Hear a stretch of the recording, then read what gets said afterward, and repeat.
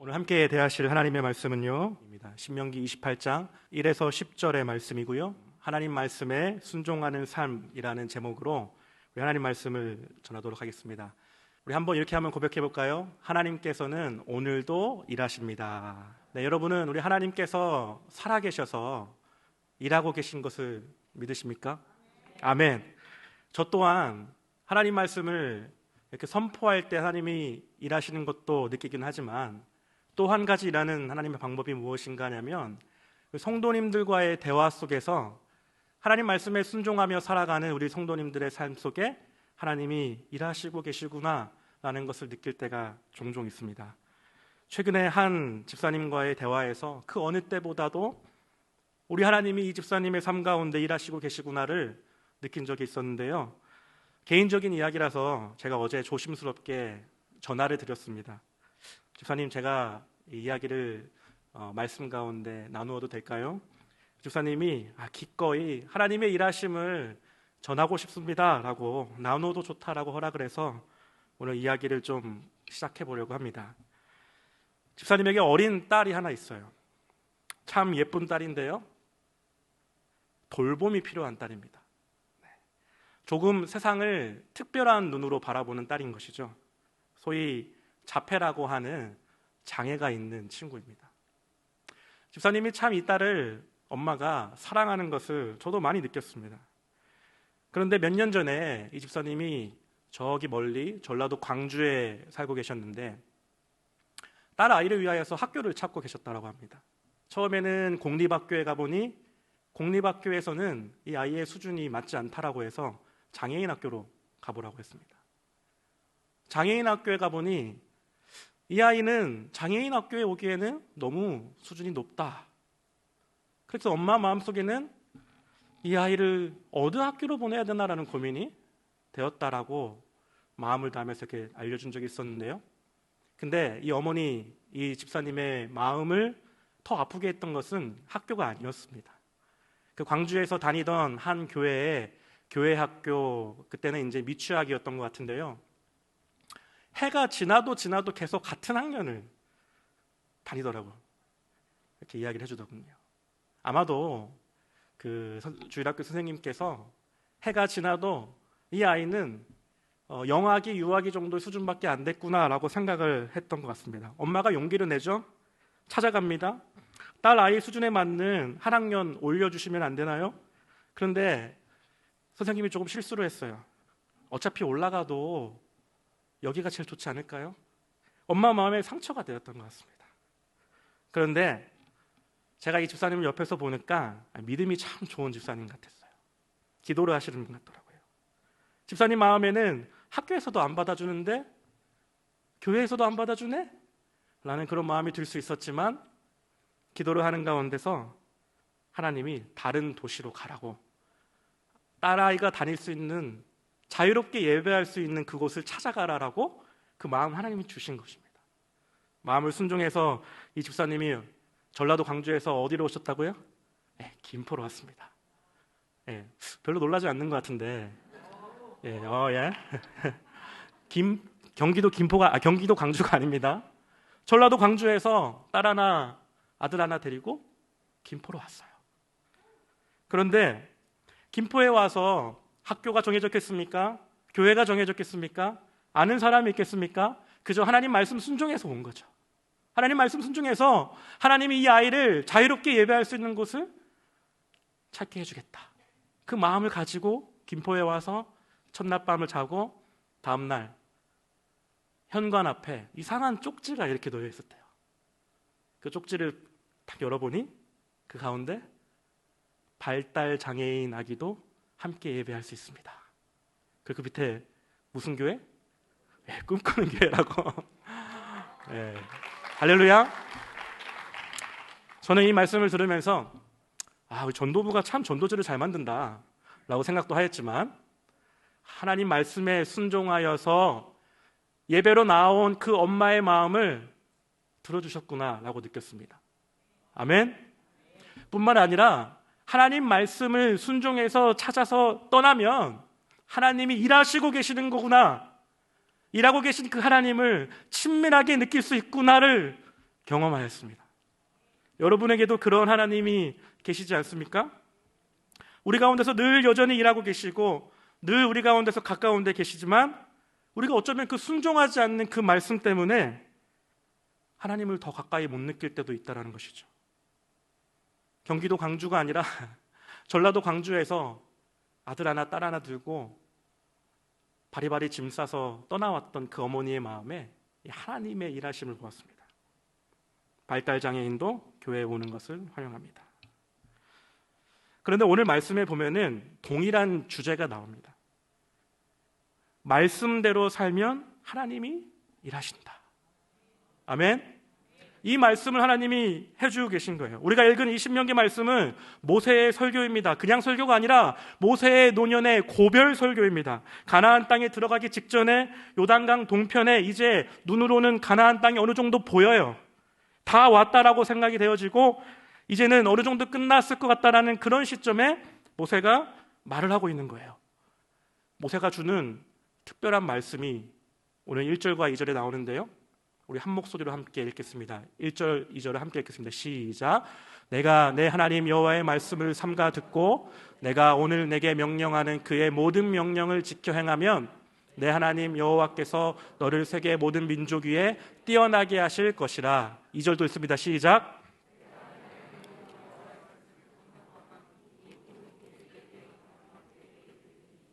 아멘.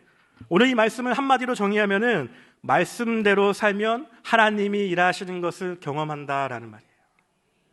지도자 모세가 약속의 땅을 바라보며 요단 동편에서 선포하였던 말씀입니다. 신명기는 40년 동안 이스라엘을 지도해왔던 모세가 죽음을 앞두고 약속의 땅의 문턱에서 선포하며 그 땅을 바라보며 다음 세대에게, 우리 아이들에게 권면하는 말씀이에요. 촉구하고 있고 설득하고 권면하는 말씀이에요.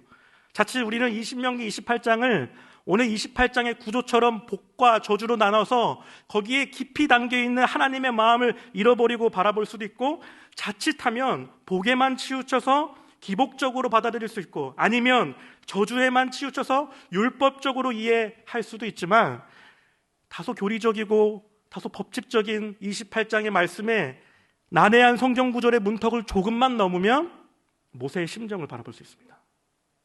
성경을 보실 때는요, 이 글자에 담겨있는 몇 인치 안 되는 그걸 넘어야 되는 거죠. 모세의 심정을 연구하는 사람들이 이런 질문을 많이 합니다. 모세의 심정을 연구하는 사람들의 표현에 빗대어 말하면 40년 광야 생활 가운데 경험 많은 지도자의 강인함? 아니라 백성을 곧 보내야 하는 가나안 땅을 바라보면서 느끼는 그의 관록에서 나오는 편안함? 또 아니라 눈앞에 가나안 땅이 보이면서 이제는 약속의 땅으로 들어간다는 가슴 벅참도 아니라 오히려 모세의 심정을 분석해보면 긴박하고 조급하다라고 얘기하고 있어요. 오늘 모세의 심정을 보여주는 신명기 31장 27절의 말씀을 함께 읽어보겠습니다. 시작. 내가 너희의 반역함과 목이 곧은 것을 아나니 오늘 내가 살아서 너희와 함께 있어도 너희가 여호와를 거역하였거늘 하물며 내가 죽은 후의 일이라. 모세가 무엇이라고 말합니까? 나와 함께 내가 살았어도 너희가 하나님 말씀을 그렇게 듣지 않았는데 내가 죽으면 걱정이 된다, 조급하다, 두렵고 떨린다라는 말씀이죠. 이전 세대가 경험하였던 주님을 알고 하나님의 일하심을 경험하였던 세대들이 이제는 하나둘씩 떠나갔던 시점입니다. 하나님의 일을 경험하지 못하였던 그들을 바라보면서, 다음 세대를 바라보면서 조급해하는 모세의 심정이 담겨 있는 것이죠. 모세 또한 자기의 건강은 이전 같지 않고 심지어 홍해를 건넜던 세대들은 상당수 죽기까지 하였던 시점입니다. 여러분, 긴급하고 조급하면 말을 어떻게 하죠? 자꾸 반복하게 됩니다. 모세는 자꾸 했던 말을 또 하고 있어요. 그래서 우리 지난주 말씀처럼 신명기의 신이 거듭할 신이다, 반복할 신이다 라고 했죠. 그래서 신명기가 아닌가 싶기도 합니다. 모세가 했던 말, 그래서 오늘 이 모세의 심정을 분석해보면 모세가 특별히 세 가지의 특징이 있어요. 첫 번째는 기억을 사용하고 있고요, 두 번째는 오늘을 사용하고 있고, 세 번째는 반복을 사용하고 있다. 이런 이야기들을 이 신학자들은 많이 합니다. 기억은 무엇입니까? 내가 종되었던 그 땅에서 하나님의 그 구원을 기억하라라는 구절이 나오고, 모세의 신명기에서 가장 많은 단어 중 하나가 오늘이라는 단어입니다. 여러분, 마음에 조급이 찾아오면 오늘은 말이야, 이런 말이 자꾸 나올 때가 있죠. 그리고 오늘 본문 마지막 이제 28장에서 전체적으로 사용하는 모세는 이 세 가지 중에서 가장 그의 심정을 토로하는 반복을 사용하고 있습니다. 반복. 특별히 오늘 함께 대하는 28장 1에서 2절에 보면요, 모세의 심정이 반복해서 나옵니다. 우리 1절 말씀을 한번 같이 읽어보겠습니다. 시작. 내가 내 하나님 여호와의 말씀을 삼가 듣고 내가 오늘 내게 명령하는 그의 모든 명령을 지켜 행하면 내 하나님 여호와께서는 너를 세계의 모든 민족 위에 뛰어나게 하실 것이라. 우리말에는 삼가 듣고 지켜, 그리고 2절에는 청종하며 이렇게 나왔는데, 히브리인들은 이걸 어떻게 이해할 수 있을까 살펴보면은 조금 더 가까이 다가옵니다. 제가 히브리어를 한번 살펴보니까 삼가라는 말도 듣다, 쉐마, 듣고 역시나 쉐마, 지켜라는 말도 세마에서 온 사마르, 그 다음에 청종하다, 쉐마도 무슨 뜻이죠? 듣다. 하나님 말씀을 듣고 들어라 라고 이렇게 얘기해 주는 것을 보게 됩니다. 첫 번째, 계속 띄워주세요. 첫 번째 나오는 삼가라는 표현은요, 들으라는 표현인데, 히브리인들은 이 듣다라는 표현을 또 다른 뜻으로 부지런히, 반복적으로 이렇게 사용했더라고요. 아니면 주의 깊게. 그래서 우리말에는 삼가, 뭔가 이렇게 주의 깊다라는 느낌이 들지 않습니까? 영어로는 diligent, 부지런히, 이런 표현이 있습니다. 두 번째 말씀은 뭡니까? 물리적인 들음이죠. 하나님 말씀을 부지런히 이렇게 마음을 다해서 다가가는 것도 중요한데 물리적으로 들어야 합니다. 듣고. 세 번째는 무엇입니까? 지키다라는 표현이에요. 엄마가 엄마 말 좀 들을래? 라고 하면 그냥 물리적으로 들으라는 거예요? 아니죠. 듣고 지키라는 것이죠. 그리고 마지막에 한 번 더 반복합니다. 청종하면 모든 복이 내게 임하며 이르시되. 다시 말해, 하나님 말씀을 듣고 순종하면 하나님의 일하신다는 것을 본다는 얘기입니다. 제가 이 히브리식 표현을 한국어로 이렇게 바꿔보았습니다. 하나님 말씀을 듣고 들어, 하나님 명령을 들어 행하면, 그리고 하나님 말씀을 또 들으면 복이 임한다. 모세는 반복하고 있어요. 그의 심정을 담아서 이스라엘 다음 세대에게 말해주는 것이 있다면 반복해서 말해줍니다. 하나님 말씀을 들으면 하나님이 일하시는 것을 보게 된다. 그것을 반복해주고 있는 모세의 심정입니다. 다시 한번 설명해 드릴까요? 가나안 동편에 이르렀습니다. 백성들은 이제 가나안 땅으로 들어가야 하는데 모세는 못 들어갈 판판입니다. 몸은 쇠잔해졌고 연약해졌고 그의 마음은 두렵고 조급하게 짝이 없는 것이죠. 그래서 이 모세의 이 28장 말씀을 듣고 좀 들어라라는 이 말씀이 아니라 자꾸만 묵상을 하다 보면, 얘야, 말씀을 들으렴. 얘야, 주님의 말씀을 좀 듣거라. 이렇게 다가오는 것을 보게 됩니다. 사실 이 기독교야말로 들음의 종교라고 합니다. 불신자들이 보았을 때 기독교의 핵심적인 가치 중 하나가 말씀과 들음이다, 이런 표현들을 많이 쓰고 있습니다. 제가 다문화 사역을 하다 보니까 다른 종교를 가진 이방 신을 섬기는 혹은 미신을 섬기는 그런 이제 분들의 가정을 방문할 때가 있는데요. 이를테면 무슬림들한테 가장 중요한 것은 무엇일까요? 제가 봤을 땐 시간이에요. 시간. 이분들하고 시간 약속 만들려면은 이게 신경 쓸 게 참 많아요. 해가 지기 전에는 뭐 만나면 안 되고, 무슨 계절에는 만나면 안 되고, 어느 시점에 만날 수 있고. 근데 우리 하나님 말씀, 하나님을 믿는 사람들에게 핵심은 무엇입니까? 들음이죠. 들음. 그래서 하나님은 천지를 창조하실 때도 하나님의 말씀으로 창조하셨고, 예수님께서 이 땅에 오실 때에도 예수님께서 말씀이 무엇이 되시죠? 육신이 되시면서 이 땅에 오신 것을 보게 됩니다. 그리고 오늘 본문에 담긴 모세의 마음과 심정은 어떻게 나옵니까? 말씀을 듣고 살아가면 복이 임한다. 말씀을 들으면 오늘 설교의 제목대로 표현하면 하나님이 일하시는 것을 경험한다라는 것입니다. 모세의 마음과 심정이 담긴 선포였고요. 이제 조금 더 구체적으로 모세가 이 하나님 말씀을 청종하였을 때 주어지는 복, 그리고 주어지는 하나님의 일하심에 대해서 잠시 살펴보고 말씀 붙들고 기도하면 좋겠습니다. 3절부터는 조금 더 논리적으로 설득하는데요. 3절을 한번 함께 읽겠습니다. 시작. 네, 3절부터는 이제 병렬식 구조라고 해서 모세가 복과 저주에 대해서 마치 종이를 딱 접은 것처럼 일치하게 병렬 이렇게 규칙을 따라서 설명하고 있습니다. 3절부터 이렇게 나옵니다. 성읍에서도 복을 받고 들에서도 복을 받을 것이며, 이것은 무슨 말인가 하냐면요, 이제는 도시로 들어가야 한다는 것입니다. 가나안 땅에 들어간다라는 말은 도시의 문화에 익숙해야 한다는 뜻이에요. 지금까지 40년 동안 이 광야에 있었다라는 것은 어떻게 보면 도시의 제도로부터 상당히 멀리 떨어져 있었던 그들의 모습을 보게 되는 것이죠. 그런데 성읍으로 들어간다는 것은 무엇입니까? 이제는 새로운 문화, 새로운 환경으로 들어가야 한다는 것입니다. 때로는 복잡한 행정이 있을 때도 있고 거추장스러운 사회 의식 속에서 살아가야 할 수도 있습니다. 쉽지 않은 것이죠. 40년 광야 동안 국가와 도시의 제도적인 힘의 한계 밖에서 살았던 그들이었습니다. 그런데 다시 도시 안으로 들어가서 그곳에서 하나님 나라를 이루며 살아가야 하는 그들에게도 가장 중요한 원칙이 있다면 하나님의 말씀을 듣는 것이죠. 하나님의 백성으로, 언약 백성으로 이교도들이 문화와 농경의 신들을 숭상하는 그들이 만들어 놓은 그 도시 안에서 이제는 언약 국가를 새롭게 도시를 정비해야 할 때인 것입니다.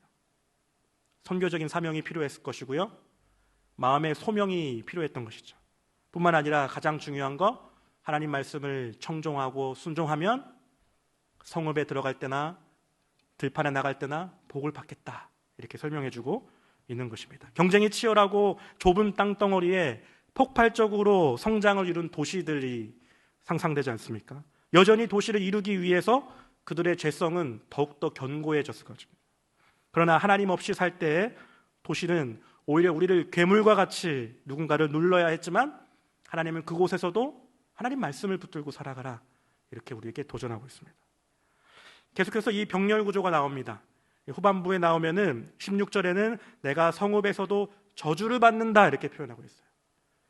좀 웃기지 않습니까? 성읍에서 복을 받을 수도 있고 성읍에서 저주를 받을 수도 있어요.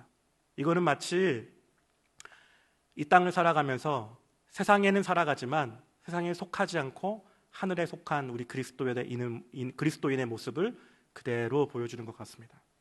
내가 도시에 살지 않아서 복을 누리지 못하는 것이 아니라, 혹은 내가 저 도시에 살지 않아서 복을 누리지 못하는 것이 아니라, 도시든 들판이든 하나님 말씀 안에 순종하며 살아갈 때 하나님의 복이 임할 줄 믿습니다.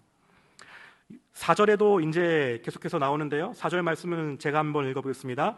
내 몸의 자녀와 토지의 소산과 짐승의 새끼와 소와 양의 새끼가 복을 받을 것이며. 아멘. 이 말씀은 특별히 소산에 집중해야 할 필요가 있습니다. 토지라는 말도 나오고요. 여러분, 땅을 좋아하십니까? 저는 땅에 큰 관심은 없는데요, 이스라엘이 이제 땅으로 들어가야 하는 상황입니다. 이제는 농경 문화 속에 정착민이 되어야 하는 상황이죠. 광야에서는 소위 말하는 유목민이었어요. 유목민은 양치면서 염소 치면서 돌아다니면서 살다가 그냥 풀 있는 곳에서 또 먹고 또 없으면 있는 곳으로 가면 되는 거죠. 그런데 오늘 본문에 도시를 세워야 하는 그뿐만 아니라 토지의 소산을 먹어야 된다는 것은 농경의 문화를 의미합니다. 가나안 땅에는 농경 문화의 미신이 있었습니다. 그것은 바알이라고 하는 농경의 신이었습니다. 왜요? 아마 가나안 땅의 이 이방인들은 이 농경을 하려면 이 소산의 이런 중요성을 신적인 권위로 생각했던 것 같습니다. 반면에 이스라엘은 어떤 민족입니까? 하나님의 만나와 메추라기를 먹으며 살아왔던 그런 민족입니다. 마치 지금까지는 집에서 엄마가 주는, 아빠가 주는 그런 만나와 메추라기로 충분히 살아갈 수 있었지만 이제는 그 땅으로 들어가야 하는 이스라엘과 같은 모습에 하나님은 그곳에서도 말씀대로 살아라 이렇게 얘기를 해주고 있습니다. 오늘 이 본문뿐만 아니라 이 후반부에도 계속해서 이 여러 가지 구체적으로 얘기를 해주고 있습니다. 5절 말씀을 한번 살펴볼까요? 5절 말씀을 함께 읽겠습니다. 시작. 내 광주리와 떡 반죽 그릇이 복을 받을 것이며. 이 광주리라는 단어는 때로는 한국어 성경보다 영어 성경이 더 쉬울 때가 있습니다. 영어 성경에는 한국 표현으로 바게스, 이게 바구니라고 해야 될까요? 그 다음에 여기 보면은 반죽 그릇이 나오는데요. 그릇은 볼이라고 하는 이런 그릇 있지 않습니까? 우리 어머니들이 볼 하나 갖고 온나 이렇게 하지 않습니까? 이 말은 뭐냐면 광주리는 장바구니를 의미하는 것 같고요. 제가 봤을 때는 반죽 그릇은 식탁에 있는 이 밥그릇을 얘기하는 것 같습니다. 이 말은 뭐냐면 우리가 시장에 가서 물건을 살 때나 집에서 밥을 먹을 때나 하나님 말씀대로 살 때에 하나님 그 가운데서도 하나님이 일하시는 것을 경험할 수 있다라는 내용이죠. 이마트에 가는 것이 중요하냐, 롯데마트에 가는 것이 중요하냐가 아니라 하나님의 말씀대로 소비하시는 꿈꾸는 교회 성도님들 되시기를 주님의 이름으로 축원합니다. 이런 말씀이 반복됩니다. 오늘 이 말씀을 다 다루면 성도님들이 주무실 것 같아요. 그래서 오늘 말씀을 좀 마무리하고자 합니다. 처음에는 이 말씀을 읽을 때 이 복과 저주의 말씀을 어떻게 우리가 이해해야 하나 고민이 되었는데요. 근데 말씀을 읽으면 읽을수록 우리 하나님이 모세를 통해서 전달하는 그 마음을 느낄 수 있었습니다. 무슨 마음입니까? 다음 세대를 향하여서 말해주고 계신 것이죠.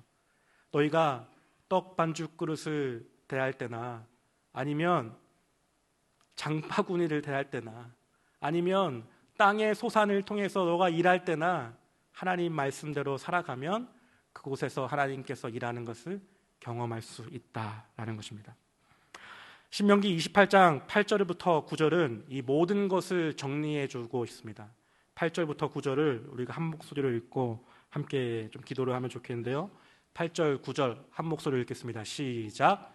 여호와께서 명령하사 내 창고와 내 손으로 하는 모든 일에 복을 내리시고 내 하나님 여호와께서 내게 주시는 땅에서 내게 복을 주실 것이며 여호와께서 내게 맹세하신 대로 너를 세워 자기의 성민이 되게 하시리니 이는 내 하나님 여호와의 명령을 지켜 그 길로 행할 것임이니라. 아멘. 9절에서 무엇이라고 말해주고 있습니까? 하나님의 말씀을 지켜 살면 하나님의 성민, 거룩한 백성이 된다라고 이렇게 말해주고 있는 것이죠.